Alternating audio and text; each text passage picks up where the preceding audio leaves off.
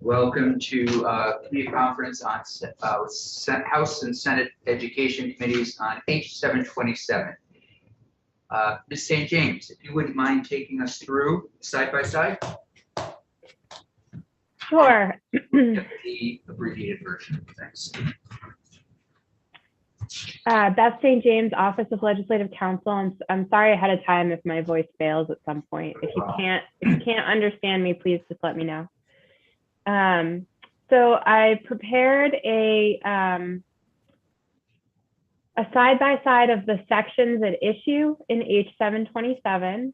It's labeled draft 2.1 with today's date on it. And the highlighting in yellow represent differences between the House proposal for this conference committee and the Senate proposal of amendment, so what Senate education passed. The blue highlighting represents language in the House proposal for the conference committee that was taken from the Senate proposal, or from proposal of amendment. And then anywhere where you see no highlighting, the language is the same, and it's the same because it had always been the same, either in the in the underlying House bill or in the Senate proposal of amendment. Does that all make sense? Yes.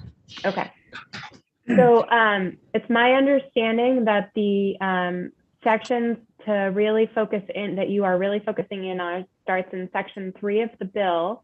And within section 3, section 727, which is withdrawal from or dissolution of a unified union school district, you'll see that there's a lot of white, no highlighting in the first couple pages.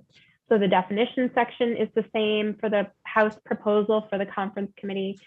The withdrawal study committee process is the same. The analysis that the withdrawal study committee needs to do is the same. The report and plan that is required from the withdrawal study committee is the same.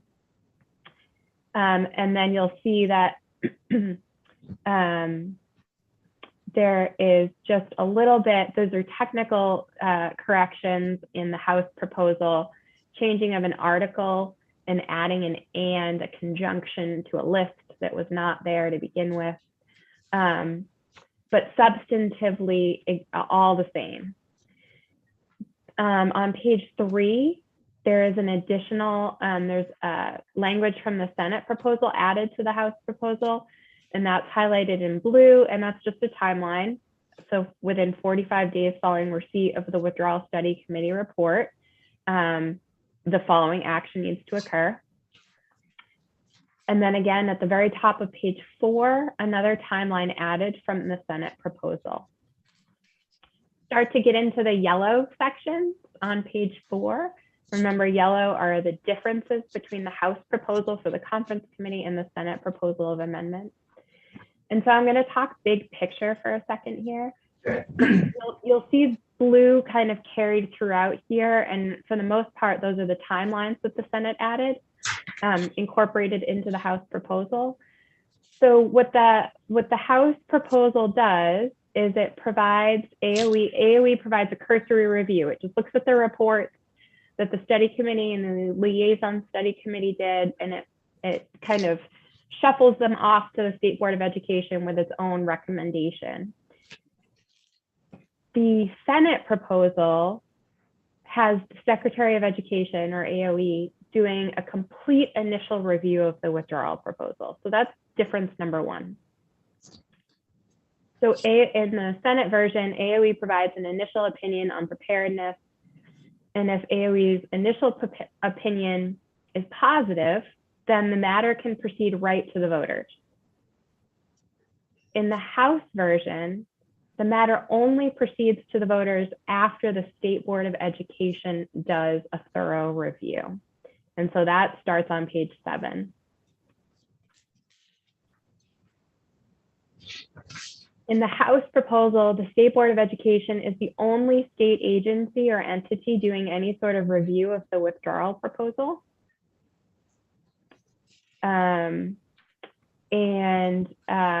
For the House proposal, the State Board of Education issues an advisory opinion, and if it's a positive opinion, the matter goes to the voters regardless of whether it's a positive or a negative advisory opinion. In the Senate version, if the Agency of Education gave a positive recommendation, then it can proceed right to the voters. If the Agency of Education gave a negative recommendation, the Withdrawal Study Committee has a decision to make. It can either say, ooh, you pointed out some really good things, we're gonna stop our process, or it can decide, you know, we really do think withdrawal is the best thing for us. We're gonna ask the State Board of Education to do a second look. And so the State Board of Education in the Senate version is providing the second state review of the withdrawal proposal if the withdrawing community wants to move forward with withdrawal. And if the State Board of Education in the Senate version says it does not look like withdrawal is in the best interest of the state, the students, et cetera, then the withdrawal process stops. It does not proceed to the voters. In the House version, the withdrawal proposal proceeds to the voters regardless of whether there's a negative or positive opinion. If there's a positive opinion in the House version, then the vote proceeds to the voters all on the same day. Everyone has to vote yes in order for the proposal to pass. And it's a simple majority in all the towns within the Union School District. If there's a negative opinion in the House version, then there has to be public discussion of that. And then after that public discussion, it has to be posted and available for public discussion. The petitioning town has to vote first, and it has to approve the withdrawal proposal by 60% of the voters present and voting yes on that day. And if that threshold is met, then the proposal proceeds to the rest of the town. So, but the voting process is the same in both as far as timing of the votes, et cetera, with the exception of the negative proposal or the negative recommendation, the petitioning town votes first in the House proposal. And then if the proposal passes, either in the House version or in the Senate version, the election of the potential board members is the same. The state board's duties, if withdrawal is approved, is the same. The certification of the Secretary of State for all the things that need to be certified is the same. And then the timing, the prohibitions on the timing of the action are the same. There are some differences, and you'll see I put an asterisk, substantively identical except for internal references. Just to note that the sections are different. So if there's an internal reference, it may be different, but substantively it's the same. So that's a broad overview of the difference between the House proposal for the Committee of Conference on withdrawal versus the Senate proposal of amendment. So what Senate Ed voted out. It's very helpful. It certainly helps me get my head around things, and I appreciate this document. I know you and I spent quite a bit of time talking about it last night, and it was very helpful to go through it. Any immediate questions for Ms. St. James? Comments? Daphne, I sent you a print request. If you wouldn't mind printing 7 copies of that. This is Oliver's thing, just to put it on the table.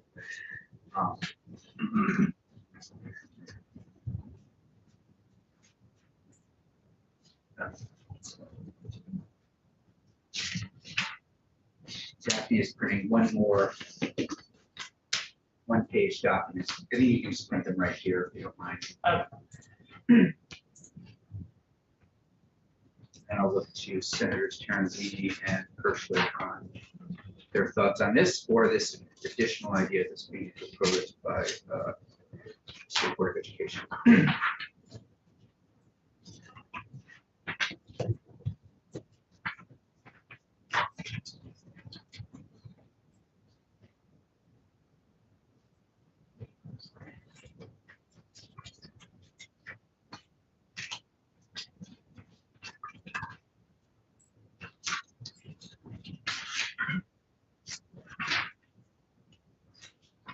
Are you guys back on House boil here today? I don't know if you're in the house, yeah. Yeah, we're also one. Does it come to a judge? Yeah, that's something. Thanks. They're just off the floor.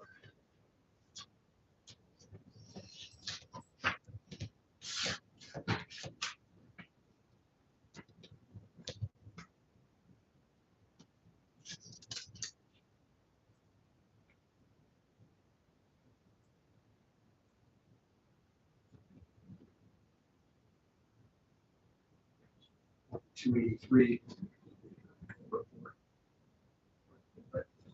Look, checking that.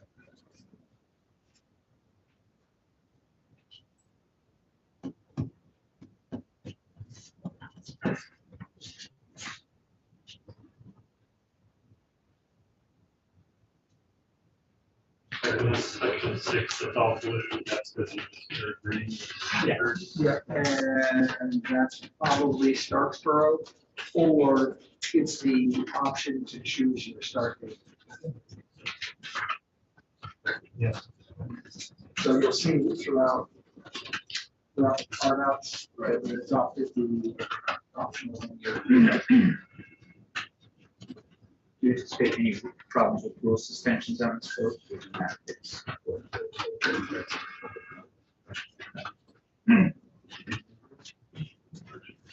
Timing, so it's an HL. Oh. Do we? Uh, Because it'll be a conference committee report. Yeah. So just vote on it tomorrow. Yeah. Right, and once you vote on it, it goes right to the next one. It doesn't have to go, we like to both vote on it Yeah, simultaneously, kind of. yeah. Yeah, I don't know who it has to go to forthwith, but I think it just Yeah, should to the governor. H.727, this will have to go to you guys first, and then it'll be messaged to us. That's where I just want to make sure that messaging could happen. Yes, sir. We get bumped by page right here, so. So this was sent to Peter and me yesterday. I have not gone through it carefully, but this was a proposal by the State Board of Education. Ms. St. James, would you forward this to Ms. St. James also, Daphne? Yes. So this eliminates the Agency of Education and the State Board's ability to stop a withdrawal, which appears to be a firm position in the House, but provides some structure and breathing room to help avoid catastrophic outcomes. And I'll just, well, I guess we just read through it ourselves for a moment.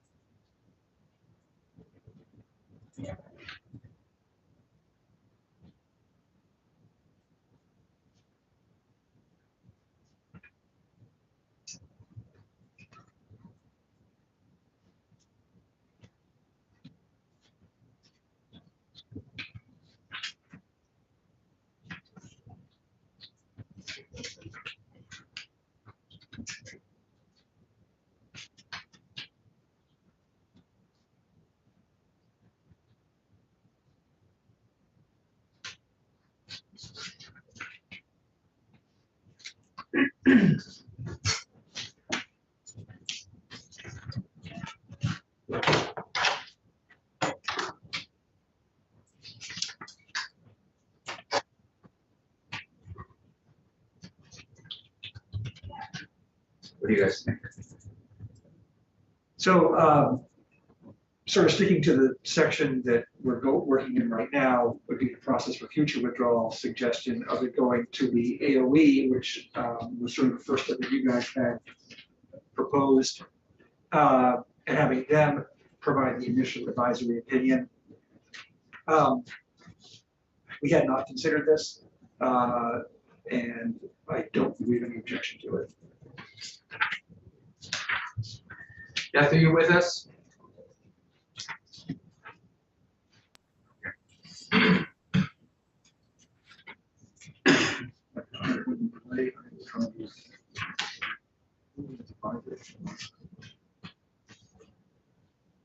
So essentially, this proposal does two things.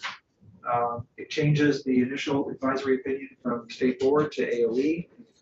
And then there'd be this automatic 1-year delay on any votes if they chose not to end the process. I haven't thought about that. I don't know if you thought about that, do you have a reaction to it? I mean, to me, generally, this is, I'm comfortable with this, but I haven't spoken to, you know, our two committee members, the two committee members. I don't know if you want some time, maybe just take 10 minutes. Let's do that. Yeah, okay, so why don't the three of you take 10 minutes and then come back and just let us know what you think of that. And Well, you'll let us know what you think of it. Yeah, See yeah. everybody. And then we can also go through the other sections and see where you guys are at. For clarification on the Yeah. backside here, number 3, this isn't then putting it to the legislature, is it to vote on It seems like- Section part 4 there, number 4. part 3? Yeah, that's what I think there's. Yes, I think that's how I interpret it. If the legislature decides to step in that piece. No, number 3, so 3 says the AOE would include its advisory along with findings and recommendations possible to its report on withdrawal activity for the legislature's consideration. I'll tell you how I read it. Please Yeah. tell me if you think you read it differently. That to me says, you call for a report. And I'm just kind of thinking that this is saying that the AOE's advisory opinion would be included in that report, period. Mhm. I don't know if you see it differently. So just this four does talk about. For possible legislative action. Yeah, it's in the report. Advisory opinion. The part that is a little bit, I guess, confusing for me is more number 4, unless the legislature decides to step in and take action. But I guess that could always happen. Right, so it doesn't need to be written. So it really doesn't raise the red flags for me that I think I initially was thinking. It If might. the legislature doesn't do something, then the withdrawal question would be put forward to the voters. So I don't know how that works. Like at what point do you say the legislature hasn't stepped in? That's why I would say it probably doesn't need to be written in there, because we Right. can step in if we so choose. Yeah. All right, why don't you guys come back at 10:02? Does that work? Yeah. Yeah. You said at 10 up? 10, yeah, does that work? Okay. And two, And we'll do 1 o'clock? then you want, Yeah, why, what do you, 10 up? because you're saying 10 to 2, All right. that'd be an hour. There we go, Follow. that's the one I'm looking for. You take yourself, Mike, please.